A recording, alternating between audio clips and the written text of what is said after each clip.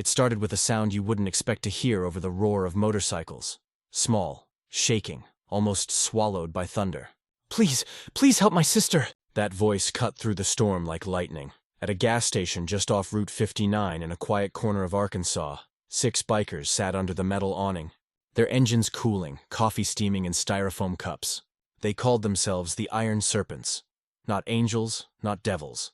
Just men who'd ridden too far and seen too much. Jake Monroe, their leader, sat nearest to the rain, watching lightning split open the sky. His beard was graying, his leather jacket cracked from years of storms and second chances. He'd seen desperate eyes before, but never one that sounded like this. That cry came again. "Please save my sister." And this time, even thunder couldn't drown it out. Before we dive into the story, I want to know, where are you watching this from? Drop your city and country in the comments right now. Are you watching from your living room in Texas? Your kitchen in London? Your office break room in Canada? Let me know, because this story, about courage, community, and protection, it's universal. It crosses borders, and I want to see how far Caleb's message reaches today. All right, let's go back. The rain came down harder. At the edge of the lot stood a boy, barefoot, soaked to the bone, clutching a torn stuffed bear. His other arm hung limply at his side, swollen and bruised. He couldn't have been older than 10. Jake rose from his stool, coffee forgotten. The others, Cole, Trigger, Mac, Diesel, and Ray, turned to look. Jake walked toward the boy, his boots splashing through puddles. "What's your name, son?" "Caleb," the boy said, shivering. Jake crouched to eye level. "Where's your sister, Caleb?" Caleb pointed toward the black line of trees behind the gas station. "She's in the house. He's hurting her again." That word, he, hit Jake like a punch. "Who's hurting her?" "My stepdad. He's drunk again. I called the cops. They never came." The rain hit harder. Nobody spoke. Even the storm seemed to listen. Then Jake stood. "Mount up." Engines came alive, growling like thunder breaking loose. Jake lifted the boy onto the back of his Harley, wrapping him in his jacket. "Hold tight. Caleb, we'll find her." 6 headlights flared through the rain, slicing across the dark road like blades of light. "How old's your sister?" Jake yelled over the wind. 14, Caleb said softly. "Her name's Lily. She takes care of me." Jake's jaw tightened. He'd once known a sister like that. The kind who saved you before you even knew you needed saving. The dirt road turned rough, mud flying as they rode deeper into the trees. Then, through the fog, a crooked house appeared, one light flickering inside. "That's it," Caleb said, voice shaking. Jake slowed. "You sure?" Caleb nodded. "He locks her in. She screams, but nobody comes." Jake looked back at his crew. "We're not here to start trouble," he said. "We're here to end it." They parked their bikes in the mud. The smell of liquor and smoke drifted through the rain. Jake knocked once. No answer. Then came the sound, a crash, a man's voice, and a scream. Jake's eyes darkened. "That's it." Max stepped forward and kicked the door in. The wood splintered, and thunder rolled as the Iron Serpent stepped inside. Inside that rotting house waited something far worse than the storm outside. But what Jake and his crew found in that hallway would change their lives forever. The smell hit them first. Cheap whiskey, cigarette ash, and something darker. Rot. Fear. Jake's boot crunched over a broken bottle as they entered. The air inside was thick, hot, and wrong. Flickering light from a TV in the corner painted the walls in flashes of blue and gray. A recliner sat crooked in the living room, surrounded by empty cans and a half-eaten plate of food that had gone bad days ago. And from somewhere down the narrow hallway came a sob. Caleb froze behind Jake, clutching his stuffed bear. His voice trembled. "That's her." Jake motioned to the others. "Cole, watch the back. Trigger, you're with me." They moved slow, quiet, except for the floorboards that creaked like old bones. Then a door slammed somewhere in the house, followed by a man's voice, slurred and angry. "Who the hell's in my house?" A shadow stumbled out of the hallway. Thick shoulders, red face, eyes full of liquor and hate. He was barefoot, his shirt half open, a belt hanging from his fist like a weapon. Jake stepped forward, voice low and calm. "We're the ones who answered when that boy called for help." The man blinked, unsteady. Then he barked out a laugh that curdled in the air. "You think you can walk in here and tell me how to run my house?" Jake didn't move. "You hurt a child. That's not a house. That's a cage." The man's smile vanished. He swung the belt. Before the leather could snap, Trigger grabbed his wrist midair, twisting hard. The belt hit the ground. The man fell to one knee, cursing through his teeth. Jake crouched beside him. You done yelling? Get out! The man spat. She's my daughter. No, Jake said. She's just a kid, and she's done suffering. Behind him, Caleb darted forward. Lily! The cry cut through the house like lightning. Jake and Trigger followed the boy down the hallway. The last door on the left was locked, padlocked from the outside. Jake's chest tightened. He didn't wait. One hard kick and the frame splintered. Inside, the room was small and bare. A single mattress on the floor, a cracked mirror on the wall, and in the corner, a girl, knees pulled to her chest, face bruised, her dark hair tangled over her shoulders. When she saw Caleb, she gasped. Caleb? He ran to her, dropping the stuffed bear as he wrapped his good arm around her. I told you I'd find help. Lily clung to him, shaking. You shouldn't have come back. He won't, Jake said, stepping inside. Lily's eyes went wide when she saw the men behind him. 6 soaked bikers standing in her doorway, rain dripping from leather jackets, every face carved from fire and fury. Jake pulled off his jacket and draped it around her shoulders. You're safe now, sweetheart. Who are you? She whispered. He smiled faintly. Just people who don't drive past cries for help. Down the hall there was a crash, furniture overturning. Cole, Jake shouted. The sound of a struggle answered. By the time Jake reached the living room, the man was on the floor again, face pressed to the warped boards. Cole's boot on his back. You don't get to touch them again, Cole growled. Jake turned to Ray, who was already dialing. Get the sheriff out here. Tell them it's urgent. Ray nodded, voice steady. 2 kids. Abuser in custody. Pine Hollow Road. Minutes later, red and blue lights flashed through the rain. When the deputy stepped in and saw the scene, the busted door, the bruised girl, the child clutching a soaked bear, he didn't need to ask questions. Jake stood by the wall, silent. The sheriff, an older man with gray stubble and weary eyes, looked around slowly. What's going on here, Monroe? Jake answered quietly. A boy came to us for help. We brought it. The sheriff's gaze softened. Then he said 3 words Jake would never forget. Cuff him gently. As the sirens faded and the house went still, Jake thought it was over. But in small towns like Pine Hollow, monsters don't disappear. They hide in plain sight. And this one wasn't done yet. By dawn, the storm had rolled east, leaving behind a quiet too heavy to trust. The house on Pine Hollow Road sat crooked in the pale light, the front door hanging by one hinge. The mud out front was trampled flat by boot prints, tire marks, and broken glass. Jake Monroe stood under the eaves, watching the sheriff's deputies load the man, Harold Briggs, into the back of a cruiser. His face was swollen, red, and full of hate, but for once, silent. Lily sat wrapped in a blanket near the porch steps, trembling but awake. Her brother Caleb sat beside her, still clutching his stuffed bear, his injured arm now in a makeshift sling from Jake's bandana. Doc, the crew's medic, crouched nearby. It's not broken, he said softly, tightening the fabric. But he'll need ice and rest, Jake nodded. We'll get him checked out. The sheriff approached, hat in hand. He was an older man named Sheriff Duncan, known around town for keeping his mouth shut and his head down, especially when trouble involved someone with money. But this time, he didn't look away. I've seen this name before, Duncan muttered, glancing at his clipboard. Filed complaints, dismissed calls, all marked as unsubstantiated. Jake's voice came low. You gonna mark this one the same way? The sheriff looked up, shame flickering in his tired eyes. No, not this time. He motioned for a deputy to take Lily's statement. The girl hesitated, eyes darting between the bikers and the sheriff. It's okay, Jake said, kneeling beside her. You just tell the truth. You don't owe him silence anymore. She nodded, her voice fragile but steady. He used to drink every night. When he got mad, he'd lock me in my room. Said I made him angry just by breathing. Caleb tried to stop him once. That's how he hurt his arm. The deputy's jaw tightened. You're brave, sweetheart, he said gently, writing everything down. As they spoke, Jake noticed something in the sheriff's eyes. Something like fear, but not of the kids or the bikers. Fear of what came next. When the ambulance finally arrived to take the children for checkups, Caleb refused to let go of Jake's jacket. Will they keep us safe now? He asked. Jake looked down at him. They will. And if they don't, we will. The boy nodded, still holding the stuffed bear like a shield. When the cruisers and the ambulance finally pulled away, the dirt road fell silent again.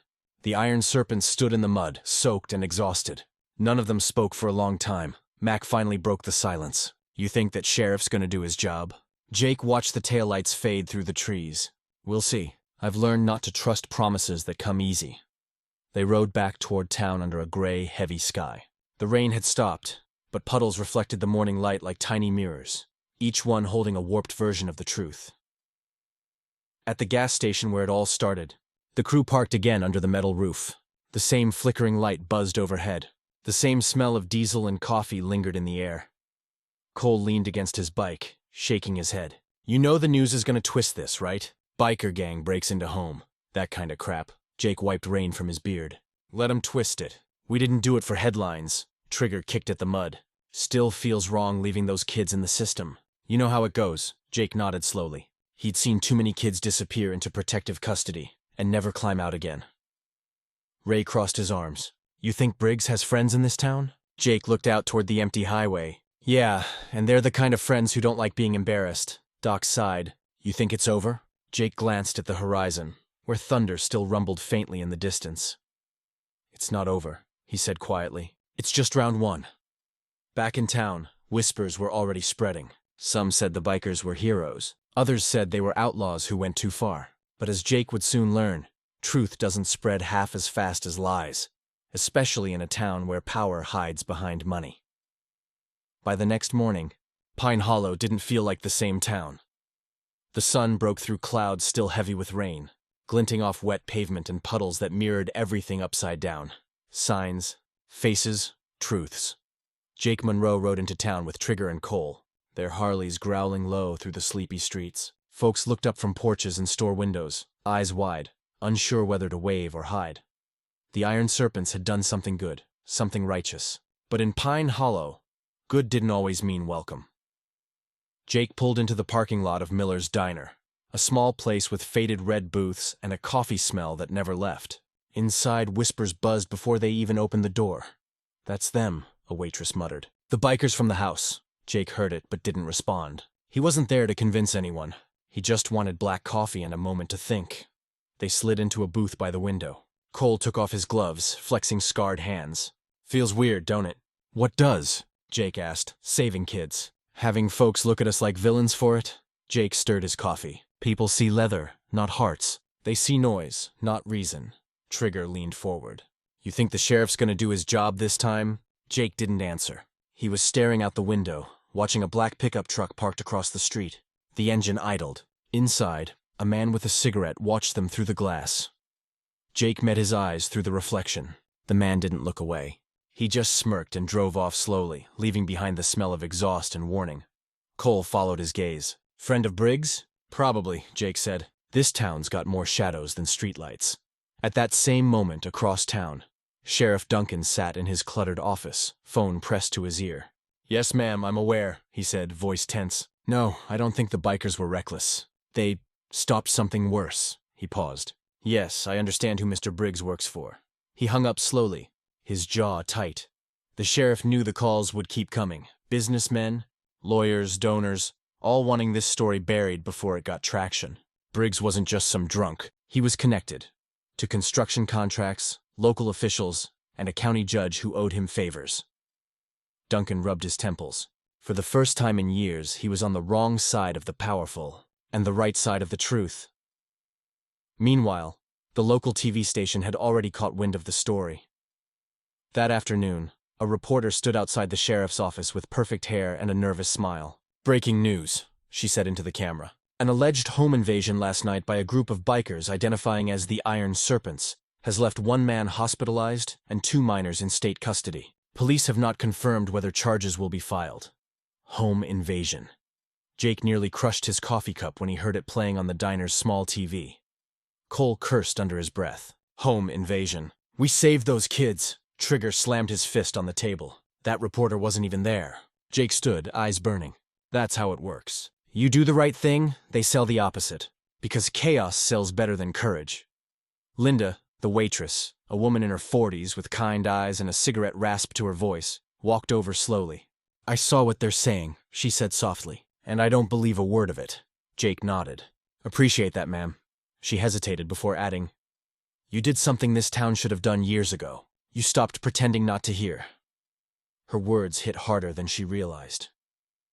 Jake thought of the house, the smell of whiskey, the trembling girl. the bruised arm on that little boy. He'd seen enough of life to know when something wasn't finished. And this wasn't. He turned to his crew. "We check on those kids." Cole frowned. "Hospital won't let us near 'em. CPS'll have 'em under lock and key." Jake's tone didn't change. "We'll find a way." Outside, the wind picked up, carrying the scent of wet pine and diesel from the road.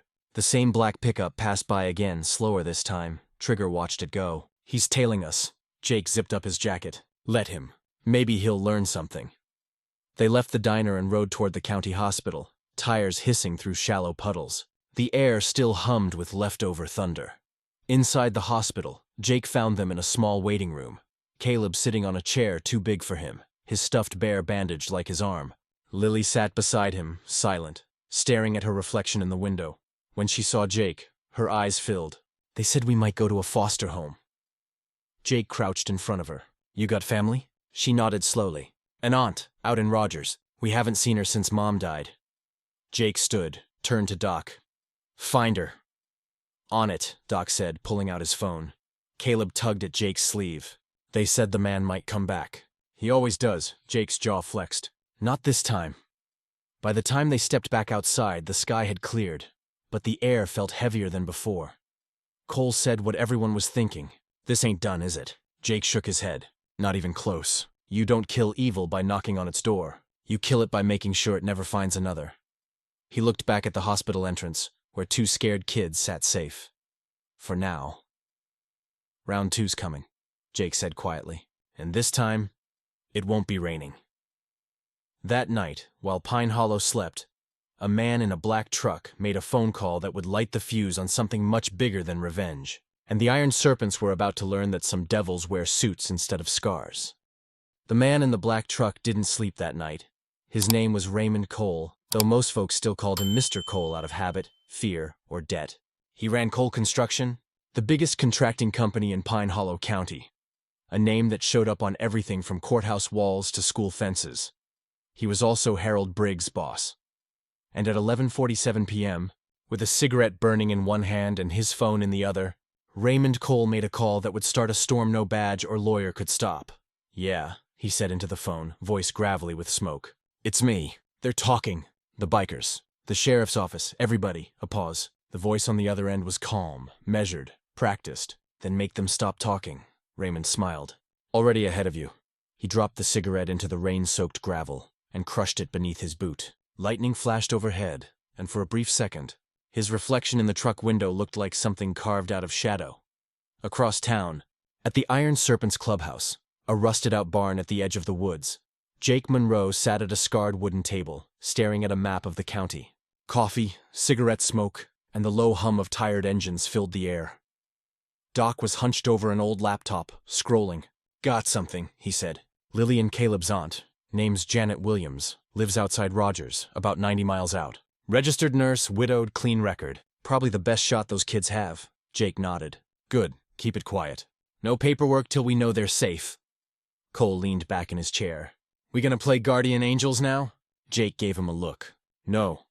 We're just making sure the system doesn't eat them alive." Trigger cracked a beer and muttered, "System's already hungry." The barn went quiet. They all knew how this story usually ended. Kids forgotten, files buried, abusers bailed out by friends in suits. And Pine Hollow had plenty of those. The next morning, a black SUV pulled into town. Not the sheriff's, not state police. This one had tinted windows and out-of-state plates. Two men stepped out. Pressed suits, dark sunglasses, the kind of people who smiled without meaning it. They walked into the sheriff's office like they owned it. Sheriff Duncan looked up from his desk. "Can I help you?" The taller one flipped open a badge. "County Legal Affairs Division. We're here about the Briggs case," he said. "There's been concern about how it's being handled." Duncan frowned. "Concern from who?" "Concern," the man repeated, "from people who keep this county running." He dropped a folder onto the sheriff's desk. Inside were papers, statements, motions, accusations. "Unlawful entry, assault, reckless endangerment," the man said flatly. "Against your new friends, the bikers." Duncan's stomach sank. "You can't be serious. They saved those kids." The man's smile was thin. "That's not what it says here." That afternoon, Jake and his crew stopped by the diner again. They didn't plan to. but Miller's was the only place with coffee strong enough to clear the rain out of your head. Linda, the waitress, met them at the door with worry in her eyes. "Y'all need to be careful," she said quietly. "People are saying things. Papers calling you vigilantes. Some even saying you broke the law," Cole groaned. "We did break the law. Just the wrong one. The one that protects cowards." Linda shook her head. "You don't get it. Briggs's boss, Raymond Cole, he's been in here twice this week, talking to folks, handing out money. He's telling everyone you roughed up an innocent man." Jake's hands tightened on his helmet. "Innocent," Linda hesitated. "He's dangerous, Jake, and powerful. His company built half this town." Jake set the helmet down on the counter. Then it's time the other half stood up. By sunset, the rumor mill had done its work. People who had once whispered heroes now said thugs. A few shop owners even hung no bikers signs on their doors. The Iron Serpents didn't respond. They rode quiet, eyes forward, like men who knew storms didn't always come from the sky. That night, Doc brought news from a friend at the sheriff's office. "They're filing motions against us," he said. "Briggs' lawyers saying we assaulted him and damaged his property. They're twisting everything. Sheriff's trying to stall, but his hands are tied." Jake stared at the fire in the old oil drum behind the barn. Sparks rose into the night like restless ghosts. "He's covering his tracks," Jake said, "and the town's letting him." Trigger spat into the dirt. "What do we do?" Jake looked up, eyes hard. "We find proof. Real proof. Before that man buys his way out again." Cole nodded. "And if we can't?" Jake stood, the firelight flickering across his face. "Then we remind him who he's dealing with." At that same moment, miles away, Raymond Cole stood in his office overlooking the dark highway. His reflection glowed in the glass as he poured whiskey into a crystal glass. "You think you can make me the villain, Jake Monroe?" He whispered to no one. "You're about to find out who owns this town." Lightning flashed outside. It wasn't rain this time. It was something worse, a reckoning getting ready to begin. By the next morning, the papers were everywhere.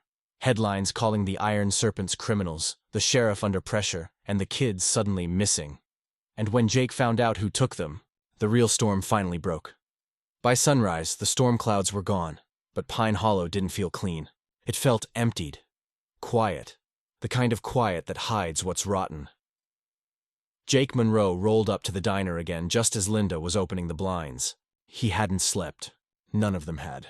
"Morning, Jake," she said softly. "Coffee?" He nodded, eyes red. Black. Linda hesitated. "You seen the paper?" She slid the morning edition across the counter. The headline hit him like a fist. "Biker gang under investigation for assault. 2 children in state custody." Underneath was a blurry photo of Jake and his crew standing in the rain outside the Briggs house. The caption read, "Unidentified bikers intervene in domestic dispute." Jake read it twice. His jaw didn't move, but his hands tightened around the cup until the porcelain creaked. Cole came through the door a minute later, slamming it behind him. "They moved the kids," he said, voice low. "Hospital says they were transferred early this morning. No records say where." Jake's head snapped up. "What do you mean, no records?" "Exactly that. No addresses. No paperwork. Not even the sheriff knows." Linda froze. "Transferred? That's not how it works. Someone's hiding them." Jake pushed back from the counter, his chair screeching across the tile. "We're going to the sheriff's office. At the station." Sheriff Duncan looked worse than the day before. Dark circles under his eyes. A styrofoam cup of coffee trembling in his hand. He didn't even pretend to be surprised when Jake stormed in. "I figured you'd come," Duncan muttered. "Where are the kids?" Jake demanded. The sheriff sighed. "State Social Services came at dawn. Said they had court orders to transfer custody. I tried to stall, but what? They had signatures. From the county judge." Jake slammed his palm down on the desk. "You and I both know those papers came from Raymond Cole's office." Duncan didn't argue. He just rubbed his face and said quietly, "You don't have proof, Jake. You can't fight ghosts."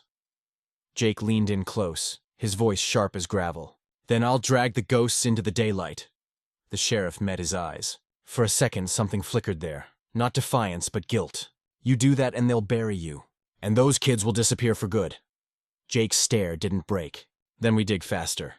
Back at the clubhouse, the mood was darker than the sky before a tornado. Trigger was pacing. Cole was cleaning a wrench like it was a weapon.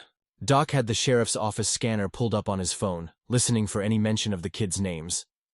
Ray leaned against the wall, chewing on a toothpick. "You think Cole's behind the transfer?" Jake didn't look up from the table where he was studying a county map. "He owns half the people signing those papers." Doc frowned. "But why take the kids? What's the play? Jake traced a line across the map with his finger. From Pine Hollow to a small facility marked Eagle Creek Youth Center. There, he said. That's where they take wards of the state when they want them forgotten. Cole muttered a curse. You're telling me he bought off social services? Jake nodded grimly. He doesn't just want to erase witnesses. He wants to erase the story. Trigger slammed his beer down. Then we go there and get them back. Jake looked up slowly. Not like last time. No noise, no headlines. Just us. Cole cracked his knuckles. How far? 90 miles. North side of the county. Doc turned off the scanner. I'll get the truck ready. They rode out just after sundown. The highway was long, dark, and mostly empty. Just the hum of engines under the stars and the whisper of tires slicing through cold air. Jake rode point, his eyes fixed on the white lines ahead. His mind drifted to Caleb's small hand clutching his sleeve, to Lily's voice trembling through the dark. You said they'd be safe. He gritted his teeth, and they will be. The sign for Eagle Creek appeared just before midnight. An old government building turned youth shelter, surrounded by chain-link fences and motion lights. Jake parked his Harley a quarter-mile away. Cole, Ray, you stay with the bikes. Trigger, Doc, with me. They moved through the trees, quiet as ghosts. The smell of wet pine hung in the air. Inside the facility, a single light burned near the main office. Through the glass, Jake could see a woman at a desk. Her badge read Marjorie Voss, Child Welfare Director. She looked nervous, her hand trembling as she packed papers into a file. Then a man walked in behind her. Suit, slick hair, cold smile. Jake froze. Raymond Cole. He wasn't supposed to be here. Cole set a folder on her desk and said something Jake couldn't hear. The woman nodded quickly, too quickly, and started signing. Doc whispered, "He's transferring them again." Jake's pulse thundered in his ears. Not tonight, he's not. They slipped back to the bikes. The plan was no longer rescue. It was exposure. Jake looked at his crew. We don't break the law this time, he said. We show the world who does. Cole smirked. And how are we going to do that? Jake reached into his jacket and held up a small body camera. The light blinked red, by letting his lies tell on themselves. That night, as the Iron Serpents followed the trail to the Eagle Creek facility, Raymond Cole's empire was already cracking. And the truth they were about to capture on camera would shake Pine Hollow to its core. The road to Eagle Creek wound through the Arkansas backwoods like a dark vein, silent, slick, and full of secrets. By midnight, the rain had started again, soft at first, then steady, drumming against the helmets of 6 men riding under nothing but the dim glow of their headlights.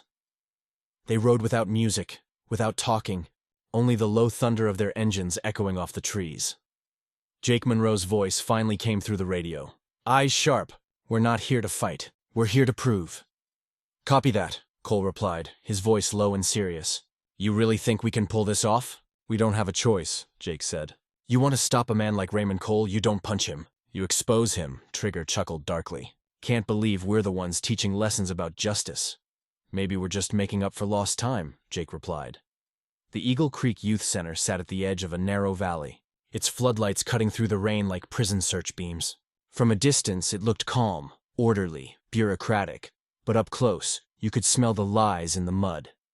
Jake parked his Harley behind a cluster of trees. The others followed, engines clicking as they cooled. Doc, he said, you still got that old motion sensor jammer? Doc grinned. You mean the one from the Kansas job? Yeah. Doc pulled a black device from his saddlebag and flipped a switch. Range is short, but it'll kill their cameras for about 3 minutes. Long enough? Jake nodded. Long enough to get what we need. They moved quick. Rain fell harder now, soaking through leather and denim. The cold bit into their bones, but none of them complained. Jake led the way along the side fence. The chain link was topped with rusted barbed wire, but Trigger pulled a pair of cutters from his belt and snipped a quiet gap. After you, preacher, he said with a smirk. Jake climbed through first, boots sinking into the mud on the other side. His body camera blinked red against his chest, recording every breath. Inside, the building loomed like a sleeping monster. Gray brick walls, one flickering light above a metal door. Through the rain-streaked window, they could see Marjorie Voss, the facility director, pacing nervously. Raymond Cole stood behind her, hands clasped behind his back, his smile the kind that came with lawyers and leverage. Start recording audio, Jake whispered. Doc tapped his earpiece. Already rolling. Inside, the woman's voice was trembling. I don't think we should move the kids again. They've already been through enough. Raymond Cole's tone was smooth, almost kind. I understand, Marjorie, but these aren't normal children. They're part of a legal case now. We can't risk them talking to the wrong people. The wrong people? She asked, confused. He leaned closer. The bikers. The sheriff. Anyone who wants to make me look bad. The woman hesitated. Mr. Cole, the report says one of the kids had a broken arm. If the state finds out... They won't, he interrupted sharply. You want to keep your job, don't you? Jake's jaw tightened. He could feel the anger rising in his chest, hot and cold all at once. Then Raymond reached into his coat pocket and pulled out an envelope thick with cash. He set it on her desk. Let's not make this complicated, he said quietly. You'll sign the papers, and those kids will be transferred out of state by tomorrow. Clean slate. No questions. The woman froze. Her hand hovered over the pen. Jake whispered into his mic, You getting all this? Doc's voice came back, steady. Every damn word. A loud clang broke the silence. Trigger had stepped on a loose pipe near the window. The woman gasped, spinning toward the noise. Raymond turned too, his expression snapping from charm to fury. Who's there? He barked, storming toward the door. Jake pulled back fast, signaling the others. Move! They ducked into the trees just as the door burst open, light spilling across the rain. Raymond stepped out, scanning the darkness, his shirt sticking to his chest.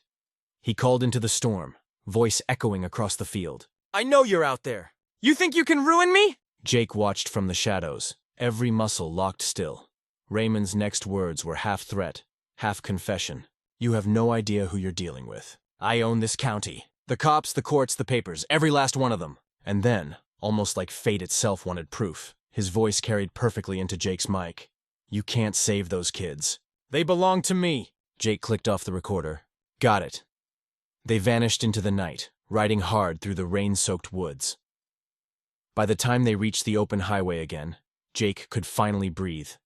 Trigger laughed breathlessly. You think it's enough? Jake smiled grimly. Oh, it's enough to burn his empire down. Cole revved his engine. Then what's next? Jake stared ahead at the road stretching into the dark. Next, we let the truth ride. At dawn, the crew gathered at the diner again. The world was still quiet, too early for gossip or headlines.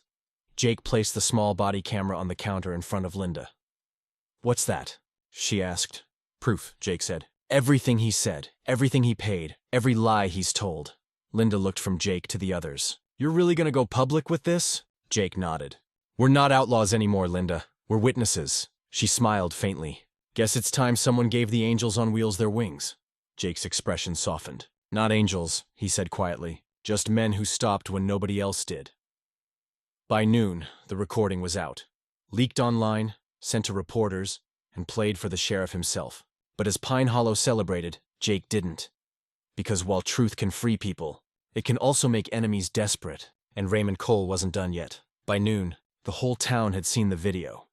It started as a whisper on social media. A blurry clip titled, Arkansas businessman caught on tape threatening child welfare officer. Then came the second upload, the full version. Audio clean and clear, Raymond Cole's voice ringing through speakers and phones across Pine Hollow. You can't save those kids. They belong to me. That one sentence hit like a lightning strike. Linda watched it play on the diner's small TV as customers crowded around the counter. Some gasped, some cursed. Others just stood there, pale and silent. The name Raymond Cole had always carried weight in this town. For years, he'd been the man who built things. New roads, school wings, the courthouse renovation. But now everyone could hear it. The arrogance, the cruelty, the truth. By the end of the hour, the news stations had already picked it up. Reporters huddled outside the sheriff's office, shouting questions into the rain. Inside, Sheriff Duncan sat behind his desk, watching the clip play on repeat. His deputy stood in the doorway. Sir, the phones haven't stopped ringing. The mayor's demanding answers. Half the county board's asking if we're going to arrest him. Duncan took off his hat, rubbed his eyes.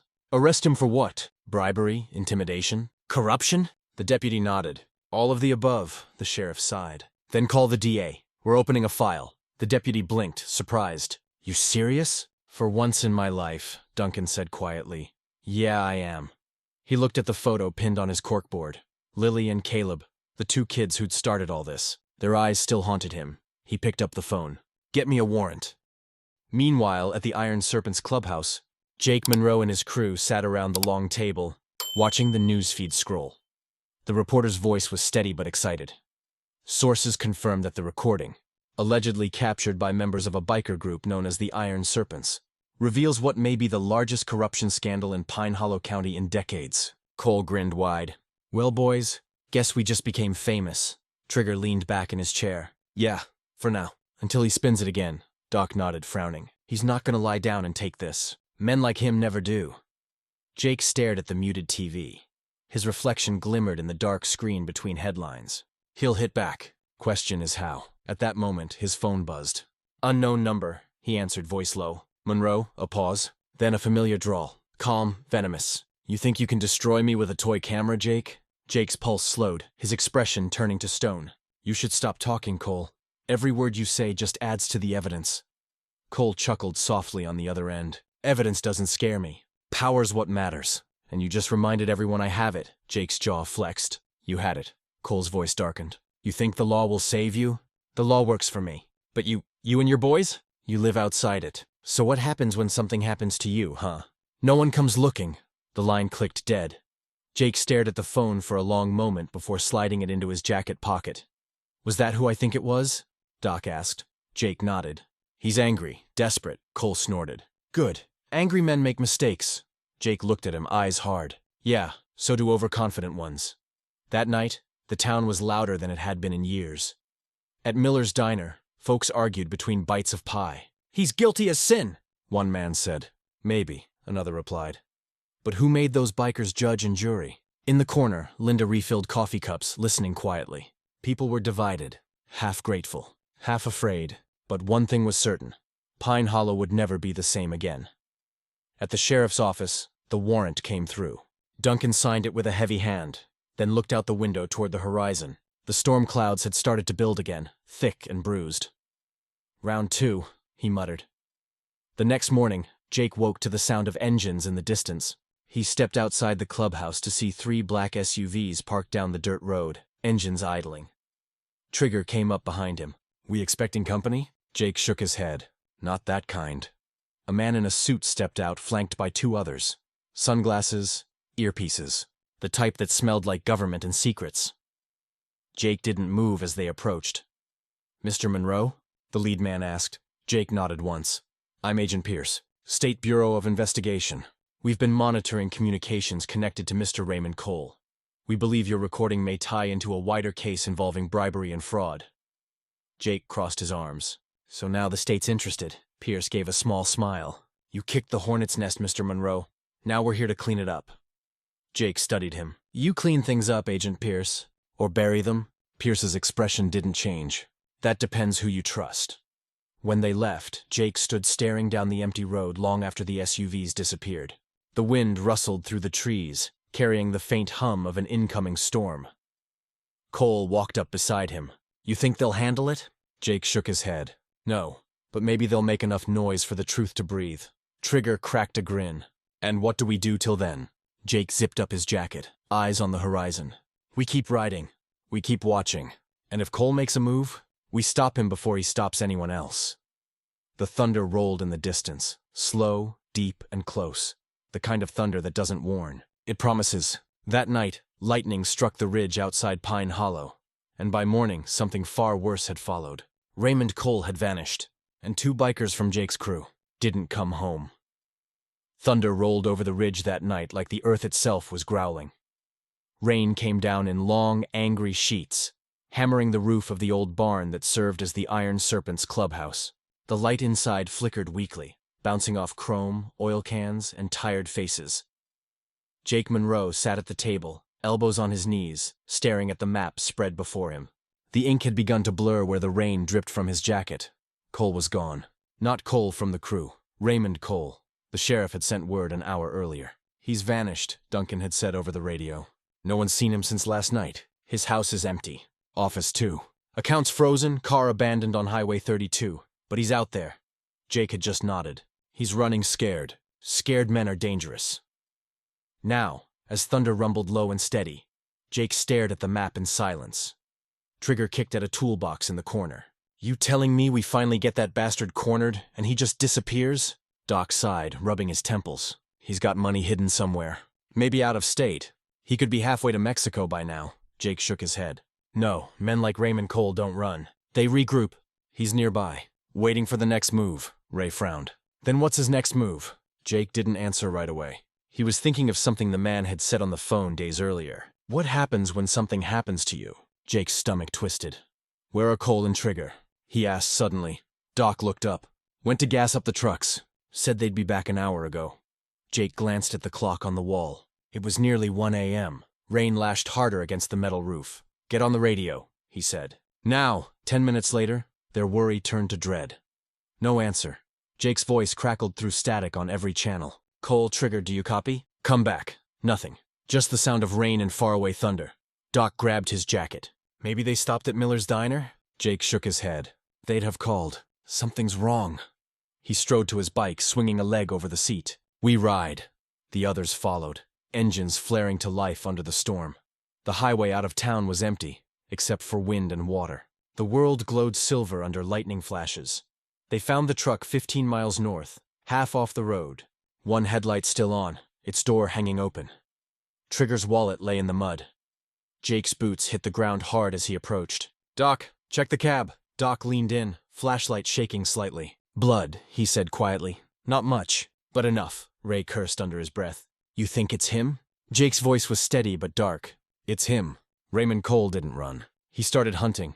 He knelt in the mud, eyes narrowing at tire tracks beside the truck. Wide tread, government issue. Black SUV, he murmured. Same kind we saw at the clubhouse yesterday. Doc frowned. You think those agents took them? Jake stood, wiping rain from his beard. No, I think they were never agents. Back in town, Sheriff Duncan's radio crackled to life as Jake's voice came through the static. Sheriff, we found the truck. 2 of mine are missing. I want roadblocks on every highway out of Pine Hollow. Duncan hesitated. Jake, you don't give me orders. Jake's voice cut sharp. If you don't move now, we'll find them first. But you won't like how. Then the line went dead. The sheriff stared at the radio for a long second before barking to his deputy. Call state troopers. All units north of the ridge. Let's move. By morning, the story had exploded. The diner TV played a frantic local newscast. Breaking news. 2 members of the biker group known as the Iron Serpents have gone missing under mysterious circumstances. Their leader, Jake Monroe, claims foul play connected to local businessman Raymond Cole, who remains at large. Linda stood behind the counter, wringing her hands. The town was scared again, whispering like the old days. Someone's gonna get killed, she whispered to herself. Outside, the streets were empty. Even the rain seemed afraid to fall too loud. Back at the ridge, Jake and the remaining serpents followed the tire tracks through the mud, up a winding trail that cut deep into the forest. The air was cold and wet, filled with the smell of pine and smoke. Half a mile in, they found it, a small hunting cabin, lights flickering through boarded windows. Doc dismounted first. You sure this is it? Jake nodded. You smell that? Doc sniffed. Gasoline. Jake's chest tightened. Get back! But before they could move, an explosion ripped through the cabin, a fireball lighting up the storm, sending wood and glass into the air. The shockwave hit them like a wall.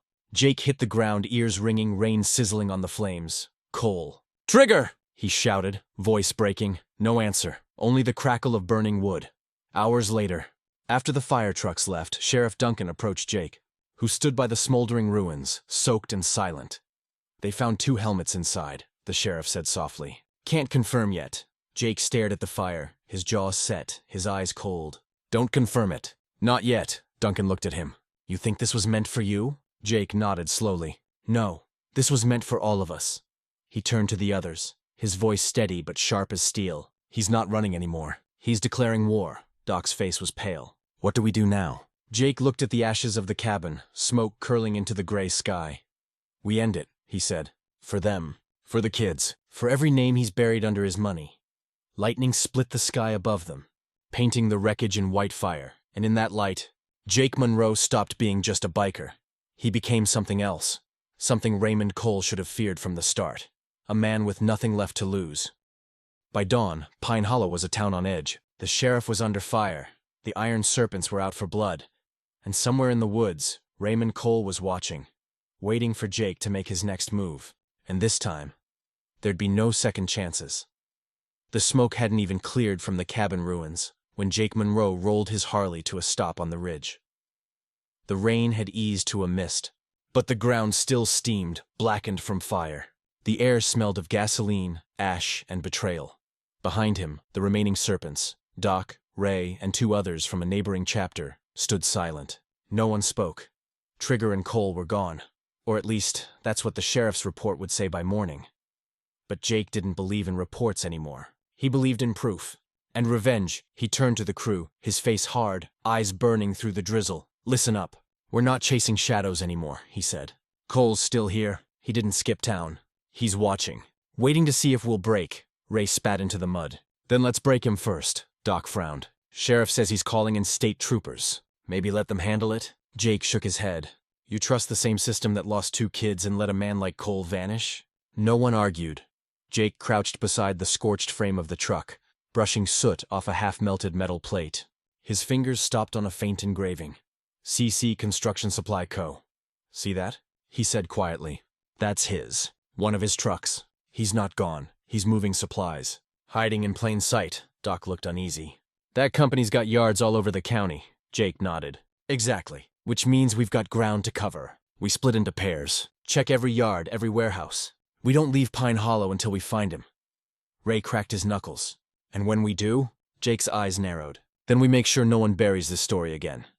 Back in town, Sheriff Duncan stood at his office window, watching storm clouds churn over the hills. His desk was a mess. Papers, warrants, half-drunk coffee, the lingering smell of burnt wood clinging to his jacket. His deputy, Tom Greeley, leaned against the doorframe. The news is saying the bikers are on a rampage. People are getting nervous, Duncan exhaled heavily. They're not wrong. But they're not the enemy either, Tom frowned. You think Monroe's gonna listen to reason? Duncan rubbed his temples. I think he's the only one doing what I should have done a long time ago. The deputy hesitated. You're not seriously saying— I'm saying the law failed first, Duncan said, voice sharp. Now, it's catching up. He turned toward the map on the wall, pinned with red marks over every site owned by Raymond Cole's company. Keep your phone on, Duncan said. Because when Jake finds him, we're not bringing in cuffs. We're bringing a reckoning. That evening, the iron serpents rolled out in pairs, splitting across the county like silent thunder. Their engines echoed down back roads, through pine thickets and broken bridges, searching for the ghost that had burned 2 of their own. Jake and Doc took the southern route, an industrial strip near the edge of the old quarry, where one of Cole's warehouses sat behind a locked gate. Jake cut the engine and coasted to a stop. The night was heavy, fog pooling low over the gravel. Quiet, Jake murmured.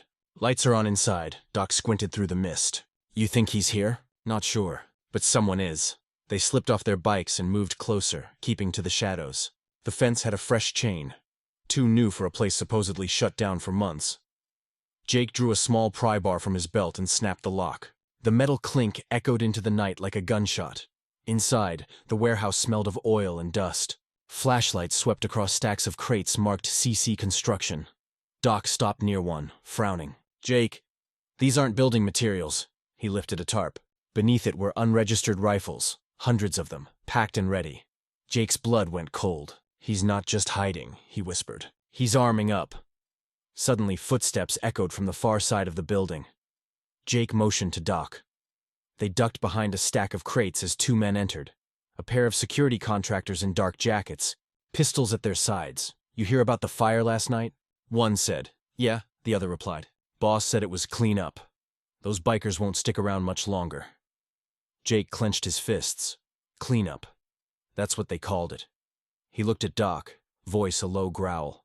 Get the camera. Doc slipped out his phone, recording quietly as the men spoke.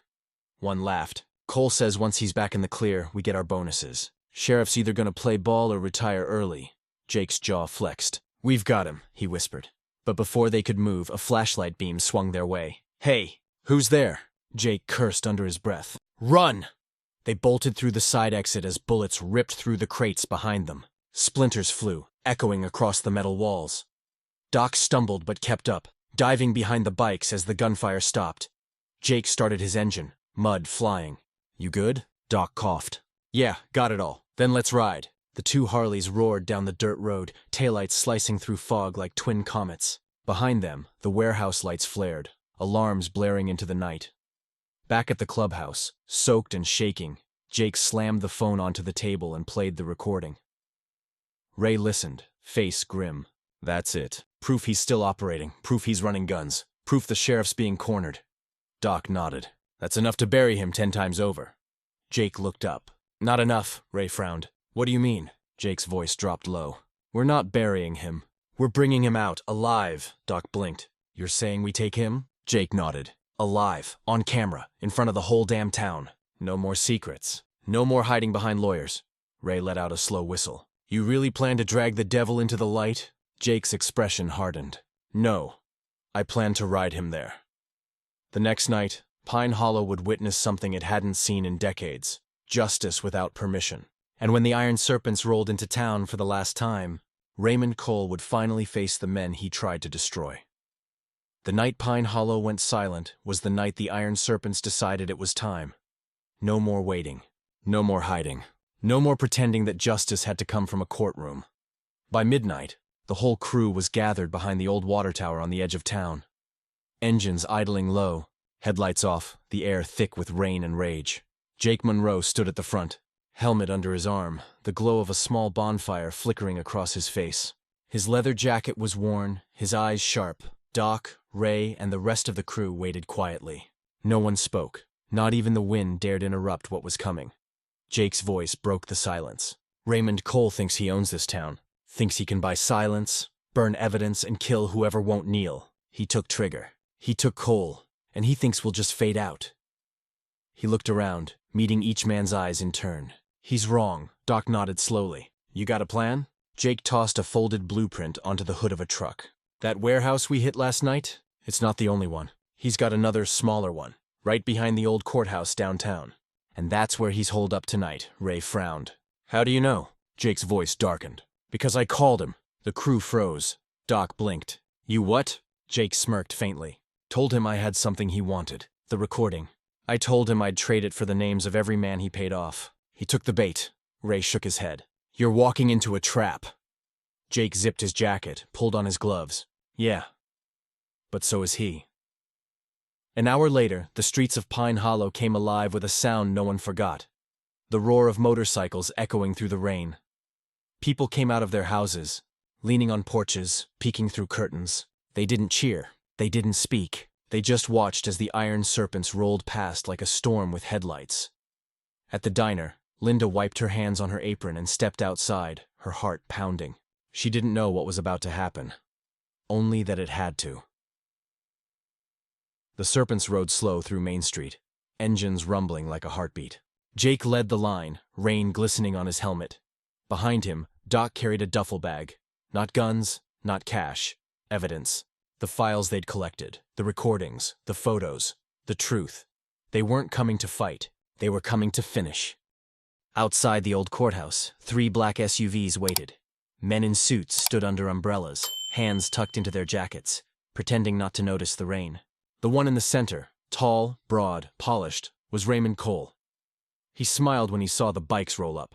You really came, he said, voice smooth and cold. Jake parked his Harley right in front of him, kicked down the stand, and swung his leg off the bike. Yeah, he said. You invited me, remember? Raymond smirked. You've made quite a mess, Monroe. Breaking laws, leaking recordings, turning the town against itself. You think you're some kind of hero? Jake stepped closer, close enough to see the faint tremor in the man's hands. No, he said softly. Heroes wait for permission. I didn't, Raymond's smile faltered. You don't have the recording, do you? Jake tilted his head. No, but the sheriff does. For the first time, Raymond's mask cracked. From behind the Serpents, headlights appeared. 3 patrol cars rolling slow through the mist. Red and blue lights flashing. Sheriff Duncan stepped out, hat low, rain dripping off the brim. Evening, Cole, he said. Got a warrant with your name on it. Raymond's voice sharpened. You think you can arrest me? Duncan held up a file. For bribery, conspiracy, child endangerment, and 2 counts of attempted murder. You're done, Raymond laughed, but it came out hollow. You got no proof. Jake's grin was cold. That's where you're wrong. Doc stepped forward, pulled the duffel open, and dropped its contents onto the wet pavement. Stacks of documents, recordings, signed transfers, bank receipts, all of it.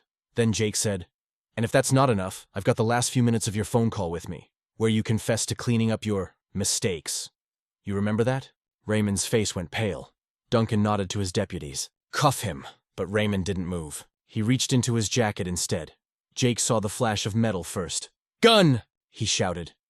The next few seconds exploded in chaos. Rain, shouts, gunfire cracking through the night. Jake dove sideways as a bullet ripped through his sleeve. A deputy hit the ground, shouting orders. Doc grabbed cover behind a car. "He's running!" Raymond bolted toward the courthouse steps, firing blindly. But before he could reach the door, Jake was already there. He tackled him hard, both men hitting the wet stone. The gun slid across the ground. Raymond swung, wild and desperate. Jake blocked it, then hit him once, not out of anger but finality. "You burned 2 of my brothers," Jake growled.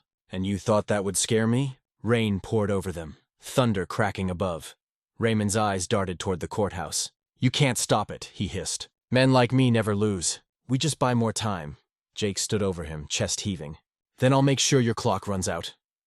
The sheriff's deputies swarmed in, pulling Raymond to his feet. His wrists were cuffed tight. The crowd that had gathered in the rain started whispering, then clapping, slowly, hesitantly, until it grew into a roar that filled the whole square. The Iron Serpents stood together, soaked to the bone, silent and proud.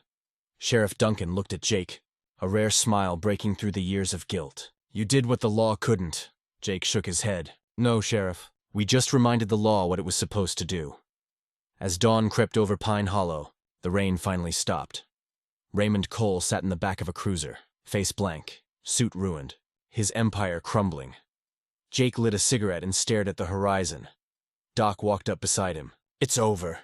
Jake exhaled slowly, watching the smoke curl into the morning air. "No," he said softly. "It's right." The town was free again. But as the Serpents watched the sunrise, a voice broke through the radio. Static, faint, but real. "Jake, this is Trigger. If you can hear this, I'm still alive." The storm had passed, but Pine Hollow still smelled like rain and smoke. Raymond Cole was gone, cuffed, charged, his empire in ashes. The town square was quiet again, except for the low hum of the sheriff's radio and the faint drip of water from courthouse steps. Jake Monroe stood alone beside his Harley, the first rays of dawn cutting through the mist.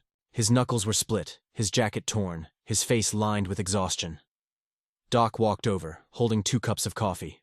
"Never thought I'd see the day," he said softly. "Pine Hollow's finally breathing again." Jake nodded. "Yeah, took a while." Doc handed him a cup. "You ever think maybe this was supposed to happen?" Jake sipped, eyes distant. "I don't believe in supposed to. I believe in showing up when no one else does."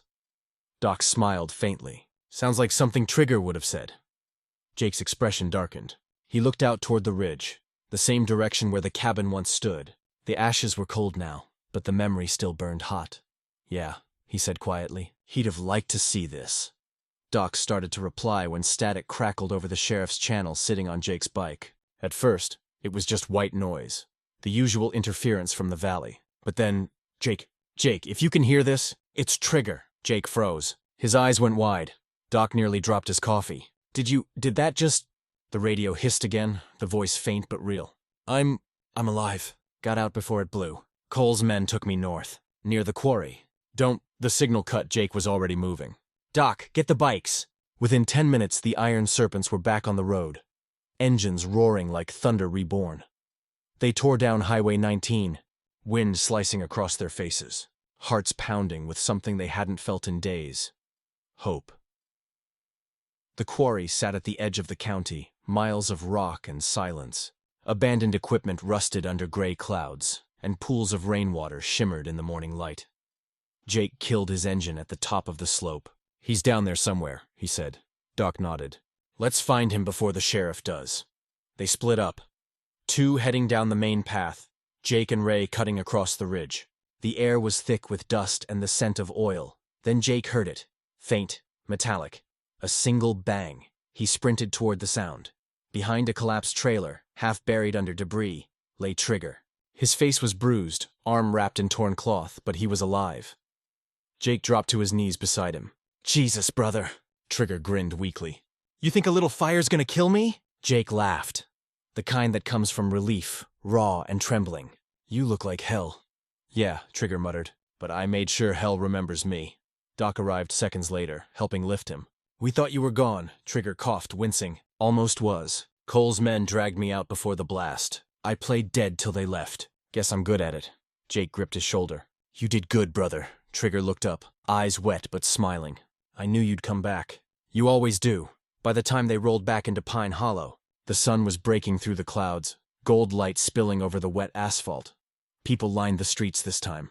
Not afraid, not whispering, but clapping, waving, some even crying. The kids from the diner window, the old man from the gas station, the same people who once looked away. Now they stepped forward. Linda stood outside Miller's diner, tears streaming down her face as she watched them pass. "Told you," she whispered. "You can't kill what's right." Sheriff Duncan was waiting at the courthouse steps. When he saw Trigger alive, he just smiled and shook his head. "Guess I'll have to rewrite my report," he said. Jake grinned. "Guess so." Duncan extended a hand. "You ever think about trading that Harley for a badge?" Jake laughed. "Nah, you'd never keep up." They shook hands anyway. For once, it wasn't law and outlaw. Just two men on the same side of something worth saving. That evening, the iron serpents gathered by the ridge, where the fire had once burned.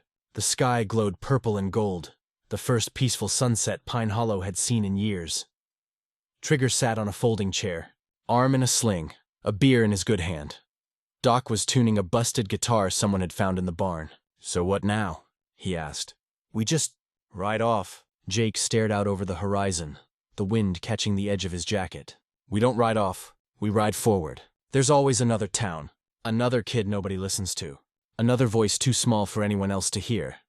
Ray nodded slowly. "You think anyone'll remember Pine Hollow?" Jake smiled faintly. "They don't need to, as long as they remember what we did." He turned toward the crew. "Brothers don't die.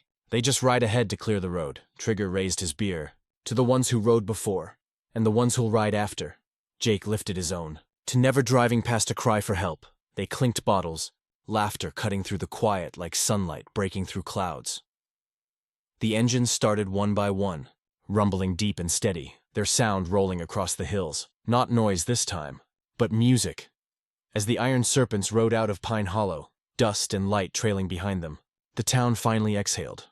The legend would spread, not of bikers or outlaws, but of men who stopped when everyone else looked away, and somewhere down the road, under another storm, another voice would call out for help, and the serpents would come. Before we go, tell me something. Where are you watching this from? Drop your city and country in the comments, because courage, community, and protection, they don't belong to one town, one race, or one badge. They belong to anyone who refuses to look away. If you hear a cry for help, don't wait for someone else. Be the one who shows up.